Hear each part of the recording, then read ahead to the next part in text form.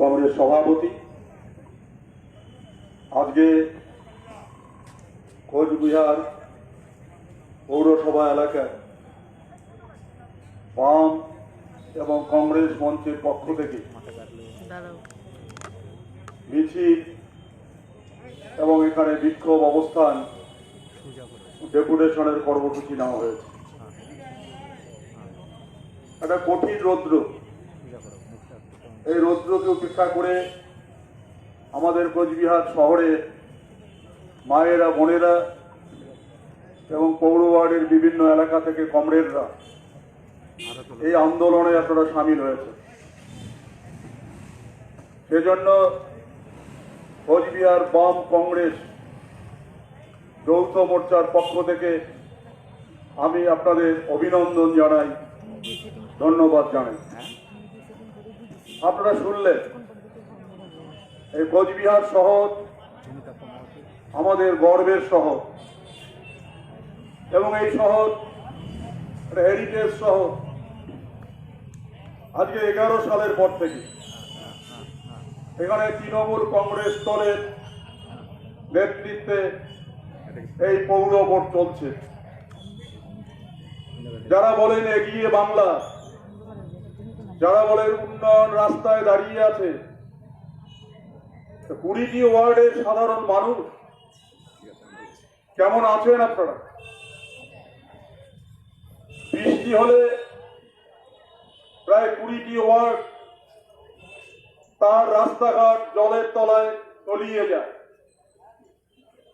রাস্তার জল বাড়িতে ঢুকে পড়ে, একটা বন্যা পরিস্থিতির মতো চেহারা 20টি ওয়ার্ডে তৈরি হয়। এখানে তৃণমূল কংগ্রেসের নেতৃত্বে যে পৌর ভোট, তাদের কোনো হেলদোল নেই।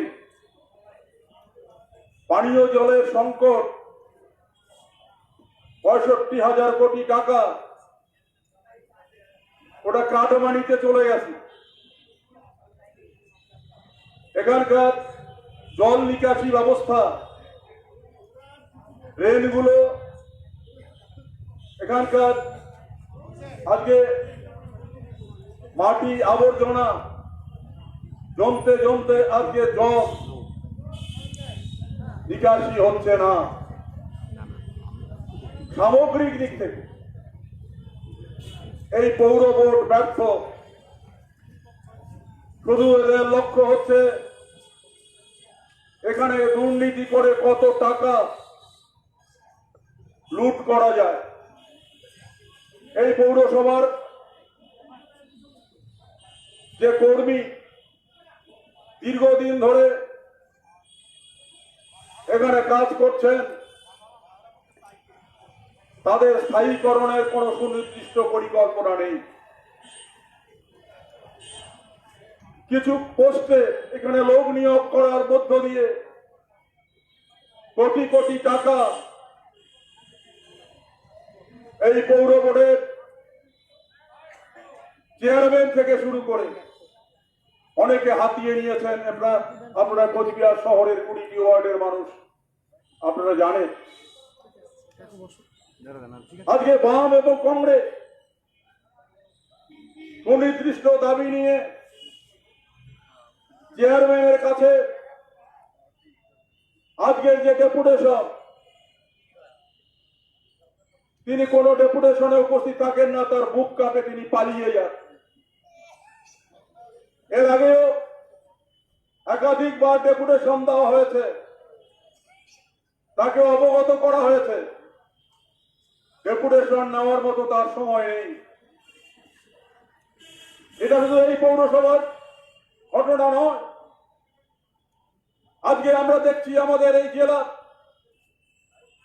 আজকে প্রশাসন ডিএম এর কাছে কোনো ডেপুটেশন যদি দিতে যাওয়া হয়, নানা অজুহাতে তিনি পালিয়ে যান। বন্ধুগণ, কয়েকদিন পরে শারদ উৎসব, যদিও অন্যান্য বছরের মতো এবারের পরিস্থিতিটা তার ব্যতিক্রম।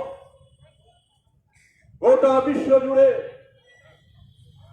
আমাদের দেশে, আমাদের রাজ্যে, আমাদের জেলাতেও আজকে কোভিড-19 করোনা সংক্রমণ অতিমারী যেভাবে প্রতিনিয়ত লাফিয়ে লাফিয়ে বাড়ছে, এই 20টি ওয়ার্ডের মধ্যেও একাধিক মানুষ করোনা রোগে আক্রান্ত হয়ে সুচিকিৎসার কোনো ব্যবস্থা না থাকার জন্য তাদের অকালে মৃত্যুবরণ করতে হয়েছে। এখানে ডিএম অফিস, এখানে এসডিও অফিস, এখানে যে সরকার মমতা ব্যানার্জির নেতৃত্বে সমস্ত দিক থেকে ব্যর্থ। বড় বড় বক্তৃতা দিয়েছিলেন যে যারা করোনায় আক্রান্ত হবেন সেই এলাকায় কন্টেনমেন্ট জোন করা হবে। এখানে বিভিন্ন ওয়ার্ডে কন্টেনমেন্ট জোন করা হয়েছিল। সেই কন্টেনমেন্ট জোনের চেহারা আপনারা দেখেছেন, দুদিকে কিছু বাঁশ বেঁধে দিয়ে দুদিকে দুটো ওই কন্টেনমেন্ট জোন, বাইরে বেরোনো যাবে না, সেটা ফ্লেক্সের মধ্য দিয়ে টাঙিয়ে দেওয়া হয়েছিল। যে বাড়িতে করোনা পজিটিভ তার প্রতিবেশীরা, তাদের কাজকর্ম, তাদের বাজার হাট, কোন বাড়ি অসুস্থ হলে তাকে চিকিৎসার কি ব্যবস্থা হবে, কোন ব্যবস্থা ছিল না। শুধু এখানকার এসডিও, এখানকার কিছু পুলিশ প্রশাসনের লোকজন নিয়ে যার কাজ ছিল, ওই লকডাউন ঘোষণার পর সকাল থেকে রাত্রে পর্যন্ত মানুষ করে তাড়া করে নিয়ে বেড়ানো মানুষদের, কোথাও লাঠি পেটা, কোথাও কান ধরে উঠবোস করো, কিন্তু চিকিৎসার কি ব্যবস্থা ছিল? তার জন্য এসডিও, তার জন্য ডিএম, তাদের কি সুনির্দিষ্ট পরিকল্পনা ছিল? কি পৌরসভা এখনো 20টা ওয়ার্ডে যে নাগরিকরা আতঙ্কের মধ্যে আপনারা বসবাস করছেন, তাদের এখনো টেস্ট করা হলো না।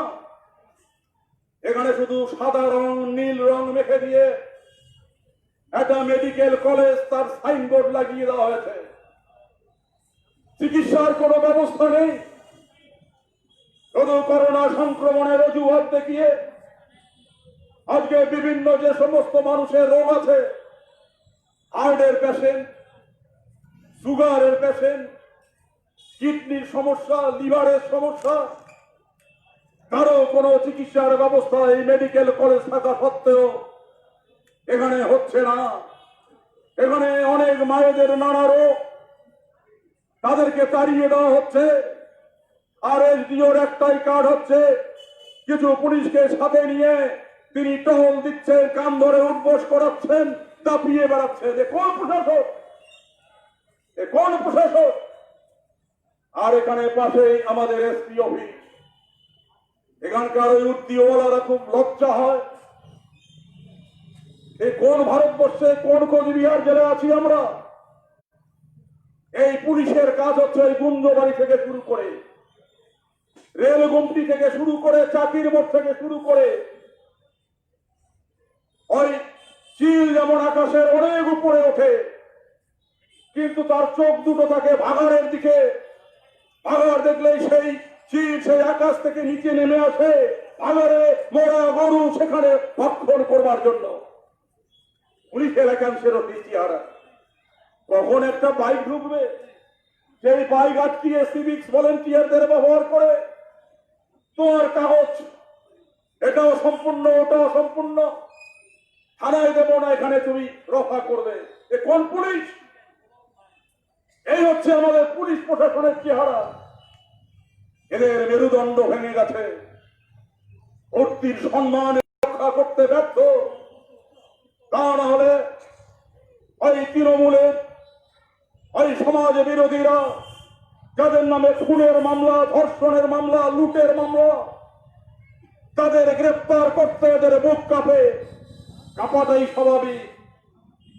আপনারা দেখেছেন এই পুলিশ তৃণমূলের সমাজ বিরোধীকে থানায় আনার পর ওই দিদির ভাইয়েরা যখন থানায় ঢুকে টেবিল থাপ্পড় মারে, এমন বীর পুরুষ আমার বাংলার পুলিশ লেজ গুটিয়ে তার প্রতিবাদ না করে টেবিলের তলায় লুকিয়ে পড়ে। আর কনস্টেবলরা থানায় নিরাপত্তা বোধ করতে ভয় পায়, পাশে দোকানে গিয়ে শাটার বন্ধ করে দিয়ে নিজেদের আত্মরক্ষা করে। এই হচ্ছে আইন শৃঙ্খলা, এই হচ্ছে উন্নয়নের চেহারা। আর মমতা ব্যানার্জি ওই লোকসভা নির্বাচনে যখন তিনি 20টা আসনে পরাজিত হলেন, তাই মানুষের গণতান্ত্রিক অধিকারকে কেড়ে নিয়ে নির্দিষ্ট সময়ে পৌরসভা নির্বাচনগুলো করলেন না। তাই যারা লুট করেছে, যাদের বিরুদ্ধে এত অভিযোগ বিভিন্ন পৌর এলাকার নাগরিকদের, তাদেরকেই প্রশাসকের চেয়ারে বসিয়ে যে লুটের রাজত্ব কায়েম করে যাও, লুট করো, কাটমানি নাও, 25 ভাগ তোমরা খাও, 75 ভাগ ওই দিদির পার্টি অফিসে দাও। এই সরকার, এই তার পৌর বোর্ড, এই তার পঞ্চায়েত ব্যবস্থা, এই বিষয়গুলো আজকে আপনারা অভিজ্ঞতার মধ্য দিয়ে, জীবন যন্ত্রণার মধ্য দিয়ে উপলব্ধি করতে পারছেন। ধন্যবাদ। সরকারি কর্মী, পৌর কর্মী, স্বাস্থ্যকর্মী, এদের DNA, civic volunteer, BA pass, MA pass ছেলে, তাদের স্থায়ীকরণের কোন নির্দিষ্ট ব্যবস্থা নেই। 8,000 টাকা তাদের দিয়ে তাদের 12 ঘন্টা খাটিয়ে নেওয়া হচ্ছে। আর ক্লাবগুলোকে সন্তুষ্ট করবার জন্য কখনো 2 লক্ষ, এখন এমন কল্পতরু আমাদের রাজ্যের মুখ্যমন্ত্রী, এবার শারদোৎসবে রেজিস্টারভুক্ত ক্লাবগুলো পুজোর জন্য 50,000 টাকা অনুদান পাবে। আর বিদ্যুতের 50% সরকার বহন করবে। এই টাকা অপব্যয় না করে সিভিক ভলেন্টিয়ারদের স্থায়ীকরণের যদি ব্যবস্থা হতো, অনেক পুলিশের পোস্ট খালি, অনেক সরকারি দপ্তরে পোস্ট খালি, সেখানে শিক্ষিত বেকার যুবক যুবতীদের যদি কর্মসংস্থানের কর্মসূচি গ্রহণ করতে, আমরা বাম কংগ্রেস মঞ্চ আমরা সাধুবাদ জানাতাম। কি গৌরী সেনের টাকা আজকে দুর্গোৎসবে 50,000, মৌলভী ভাতা, এবার নাকি পুরোহিতদের ভাতা, শুধু ভাতা ভাতা দিয়ে মানুষের মগজ ধোলাই করবার চেষ্টা, আর 21 নির্বাচনে বৈতরণী পার হওয়ার আজকের চিন্তা। মানুষ বুঝে গেছে সমস্ত দিক থেকে মমতা ব্যানার্জি আজকে ব্যর্থ। গোটা পশ্চিম বাংলায় অর্থনৈতিক দিক থেকে যদি লাভবান হয়ে থাকে, তা হয়েছে মমতা ব্যানার্জির পরিবার। ওই মমতা ব্যানার্জির দক্ষিণ কলকাতায় যে হরি স্ট্রিটে যে সেখানে বাড়ি, তার যে এলাকায় 3টা রাস্তা, সেখানে যতগুলো সম্পত্তি, সমস্ত সম্পত্তি আজকে মমতা ব্যানার্জির পরিবার, তার ভাই সমস্ত সম্পত্তি কিনে নিয়ে কোটি কোটি টাকার আজকে মালিক হয়েছে। আজকে আমাদের রাজ্যের যুবরা যা ডিগ্রি নিয়ে কেচ্ছাদ ওই দিদির মতো ডক্টরেট, তার ভাইয়ের আজকে ভাইপোর কেচ্ছা, তার ভাইপোর স্ত্রী রেজিনা, তার যে কাগজপত্র তিনি দাখিল করেছেন সেখানেও কেচ্ছার পর কেচ্ছা। ওই আহুজা নামে যাকে বাবা হিসেবে দেখানো হয়েছে, সেখানেও কাগজপত্রের গন্ডগোল। আর এই গন্ডগোল ওনারাই আজকে পশ্চিম বাংলার আজকে শাসন ক্ষমতায়। আইনের শাসন চলবে, মানুষ তার গণতান্ত্রিক অধিকার রক্ষা করতে পারবে, বেকারদের কাজের ব্যবস্থা হবে। অবাস্তব। এই যে করোনা সংক্রমণে আমরা অভিজ্ঞতা দিয়ে আমরা উপলব্ধি করলাম, কোচবিহার শহর সমস্ত দিক থেকে ব্যর্থ, কোন ট্রিটমেন্ট নেই। যা বলা হলো যে পরিযায়ী শ্রমিকরা যখন ফেরা শুরু করলেন, যে স্টেশন থেকে ওদের টেস্টিং এর পর কোয়ারেন্টাইন সেন্টারে রাখা হবে, পলিটেকনিক্যাল কলেজ কোয়ারেন্টাইন সেন্টারের চেয়ার আপনারা দেখেছেন, কোন বেড ছিল না, খাদ্যের সেখানে সমস্যা ছিল, ঔষধপত্র, ডাক্তার থেকে শুরু করে সমস্ত দিক থেকে তারা ব্যর্থ ছিল। তাই কোয়ারেন্টাইনে যারা এসেছিলেন পলিটেকনিক্যাল কলেজে, সেখানে ওই ফ্যান, সেখানে ওই বাল্ব সব ভেঙে গুড়িয়ে দিয়ে, গেট বন্ধ করে দিয়ে একটা বিশৃঙ্খল পরিবেশ সেখানে তৈরি করেছিলেন। এ কোন করেন টেনশনটা? তাই সমস্ত দিক থেকে এই পৌরসভায় যারা এখনো প্রশাসকের দায়িত্ব আছেন, তাদের যদি লজ্জাবোধ থাকে, এখান থেকে পদত্যাগ করে তাদের বেরিয়ে আসা উচিত। আজকে আমরা বাম কংগ্রেসের পক্ষ থেকে এই জানান দেওয়ার জন্যই বলছি, হয় সঠিকভাবে উন্নয়নের কাজ করুন, কাটমানি খাওয়া বন্ধ করুন, আর না হলে 20টি ওয়ার্ডের এখানকার নাগরিকরা বাম কংগ্রেস যৌথভাবে কঠিন আন্দোলনের পদক্ষেপ গ্রহণ করে আপনাদের ওই পৌর কোর্ট থেকে আমরা ছুড়ে ফেলে দেওয়ার জন্য আগামী দিনে কঠিন আন্দোলন সংগঠিত করতে আমরা প্রস্তুত থাকব। আমি আমার আলোচনাকে না বাড়িয়ে আজকে যারা এই কঠিন রৌদ্রকে উপেক্ষা করে এই কর্মসূচিতে অংশগ্রহণ করেছেন, কোচবিহার জেলা বাম কংগ্রেস মঞ্চের পক্ষ থেকে আপনাদের অভিনন্দন, আপনাদের লাল সালাম, ধন্যবাদ জানিয়ে আমার আলোচনা আমি এখানে শেষ করছি।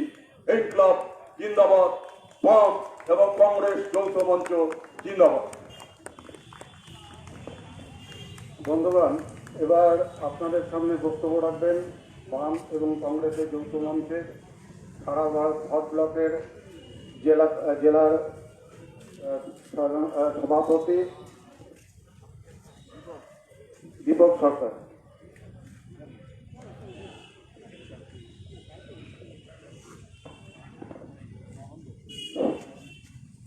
সাথীর সভাপতি,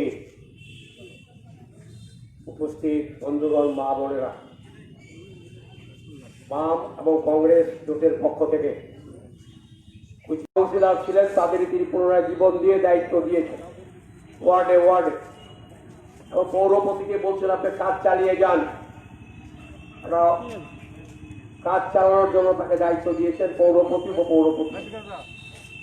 কিন্তু আমরা অবাক হয়ে গেলাম, মানুষ, গণতান্ত্রিক মানুষ যখন এসে মিছিল করে এই রোদ্রের মধ্যে, গরমের মধ্যে, সেখানে আমরা দেখলাম কুচবিহারের পৌরপতি তিনি নিখোঁজ, তাকে খুঁজে পাওয়া যাচ্ছে না, তিনি পৌরসভায় নেই।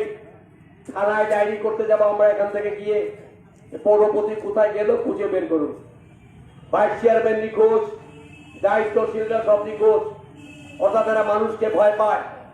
মানুষ যখন, গণতান্ত্রিক মানুষ যখন আন্দোলনের নিয়ে আসে, লাল ঝান্ডা, তেরেঙ্গা ঝান্ডা যখন যৌথভাবে মিছিল করে এখানে আসে, মানুষ যখন জবাব চায়, মানুষ যখন জানতে চায়, প্রশ্ন করে, তখন কুচবিহারের পৌরপতি তার ক্ষমতা নেই প্রশ্নের উত্তর দেয়, জবাব দেয়।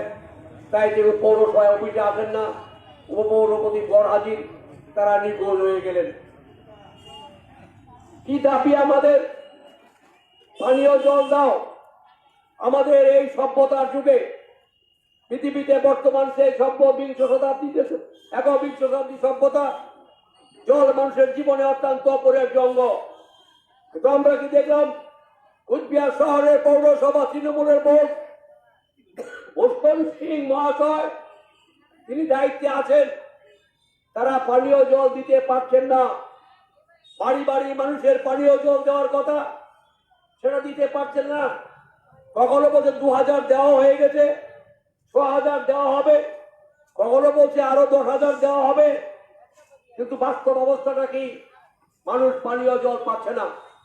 1 নম্বর ওয়ার্ড, 3 নম্বর, 2 নম্বর, 12 নম্বর, 8 নম্বর, 14 নম্বর, 13 নম্বর, এই সমস্ত ওয়ার্ড কঠিন ভাবে অবহেলিত। 19 নম্বর ওয়ার্ড, এখানে পানীয় জলের অভাব, সংকট। কি করছেন পৌরপতি ভূষণ সিং মহাশয়? কি করছেন? লম্বা চড়া কথা বলছেন, বড় বড় ঘুরে বেড়াচ্ছেন, রক্তদান শিবির করছেন। আর যে জল খেয়ে মানুষের রক্ত হবে, সেই জলের ব্যবস্থা আপনি করছেন না। আমরা দেখলাম পৌর জল সরকার যে টাকা দিল, পানীয় জলের জন্য যে ফান্ড এলো, সেই ফান্ডের খোঁজ নেই। ফান্ড ভ্যানিশ, নিখোঁজ। ফান্ডের কোনো পাত্তা নেই, হিসাব নেই। আমরা দেখেছি এই যে কদিন আগে বৃষ্টি হয়ে গেল, গতকাল যে বৃষ্টি শেষ হলো, শহরের রাস্তাঘাট সব ডুবে গেল। কোন রাস্তা ভালো ছিল? শহরের সমস্ত রাস্তাঘাটে এক হাঁটু জল। আমরা গ্রাম থেকে শহরে আসি, ডাক্তার দেখাতে আসি, বিভিন্ন কাজে আসি, গঞ্জুবাড়ি পরে আসা যায় না, মিনি বাস স্ট্যান্ডে এক কোমর জল। কলা বাগানের জল, রবীন্দ্র পতিতে জল, সিনেমা হলের সামনে জল, সর্বত্র জল আর জল। ওয়ালাপট্টিতে জল, ভবানীগঞ্জ বাজারের চারদিকে জল। আর সেই জলে মশা মাছি যোগ, কুচবিহারের পৌরসভা তৃণমূলের ভোট মশার চাষ করছে, যোগের চাষ করছে, ডেঙ্গু ছড়াচ্ছে, ম্যালেরিয়া ছড়াচ্ছে। তাদের নিয়ন্ত্রণে তৃণমূলের সরকার, তৃণমূলের ভোট, তাদের কোনো দায়িত্ব নেই, মাথা ব্যথা নেই। খবরের কাগজে দেখলাম আগামী 5 বছরের মধ্যে সব বাড়িতে জল যাবে বলছেন। এতদিন কি করেছেন? এতদিন আপনারা কি করেছেন? ভূষণ সিং মহাশয় উত্তর দিবেন। কত বাড়িতে জল দিয়েছেন?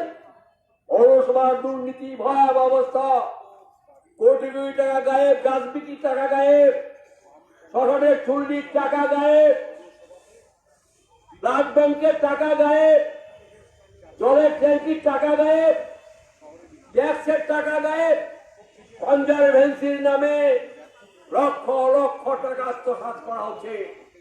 ভূষণ সিংয়ের নেতৃত্বে এখানকার তৃণমূলের ভোট কোটি কোটি টাকা আত্মসাৎ করছে। এরা জবাব দিতে পারছে না, তাই পালিয়ে যাচ্ছে। কর্মচারী যারা রিটায়ার করেছে তাদের পেনশন দিতে পারছে না। আজকে সেপ্টেম্বর মাসে 28 তারিখ, আগস্ট মাসের পেনশনারদের এখনো পেনশন হয়নি। ভূষণ সিংয়ের লজ্জা শরম আছে? উপপৌরপতির লজ্জা শরম আছে?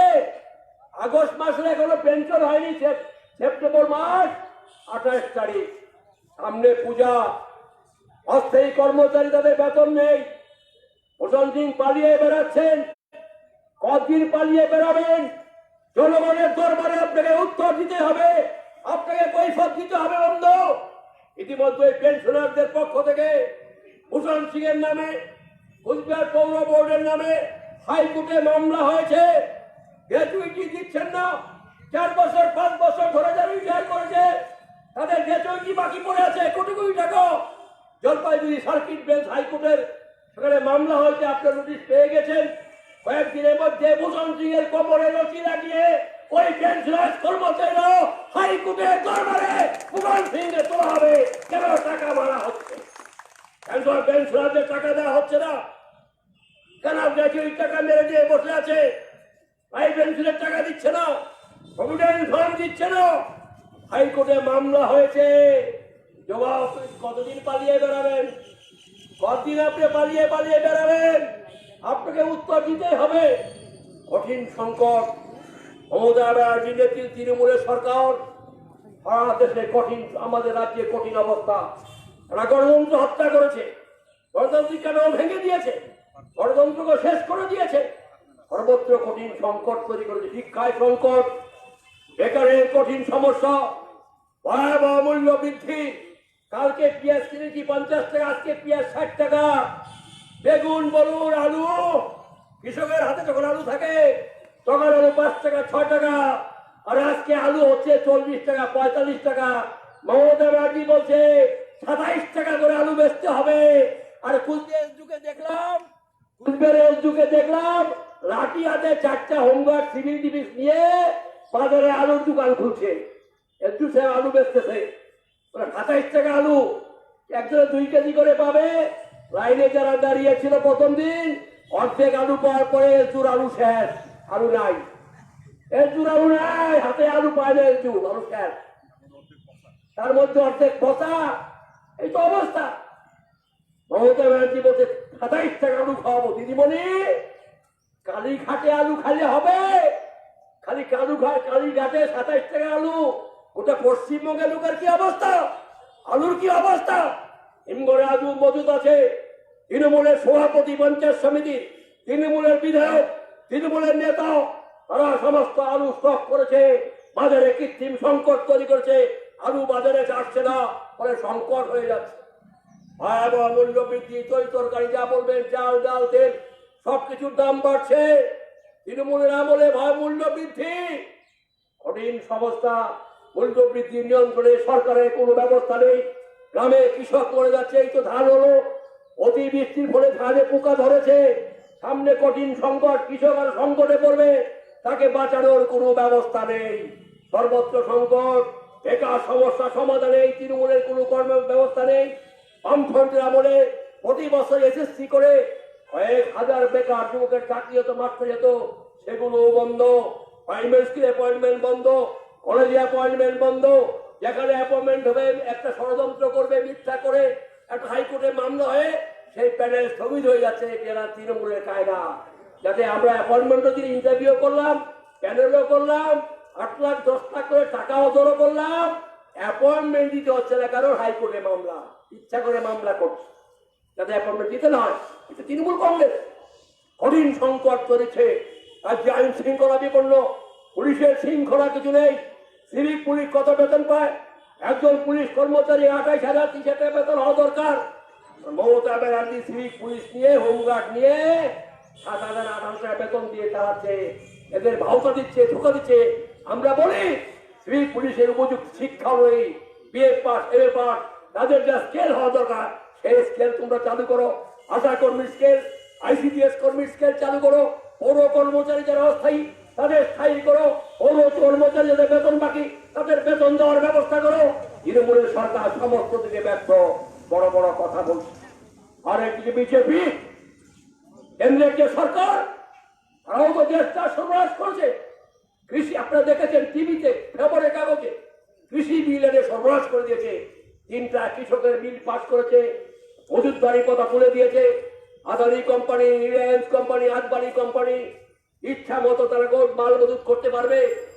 এমপিএস তারা উঠিয়ে দিয়েছে, কৃষকের ফসলের ন্যূনতম মূল্য উঠিয়ে দিয়েছে, কঠিন সংকট তৈরি করেছে।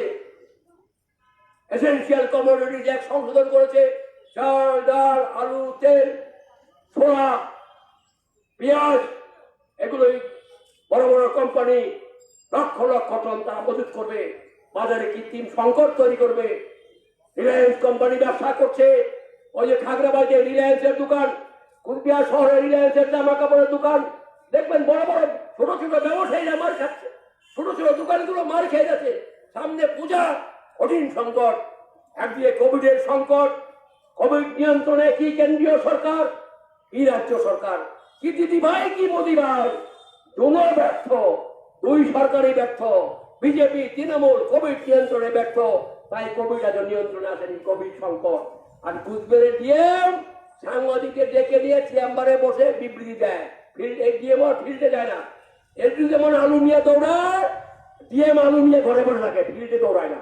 এই তো অবস্থা কঠিন। আপনি যে পক্ষে যাবেন ডিএম কে পাবেন না, ডিএম এর সময় নেই। যেমন ভূষণ সিং এই বামফ্রন্টের আমলে যে আমরা এখানে বহু আন্দোলন করছি, মেডিকেল কলেজটা করো, যেদিকে না করে ওরা করলো কোথায়?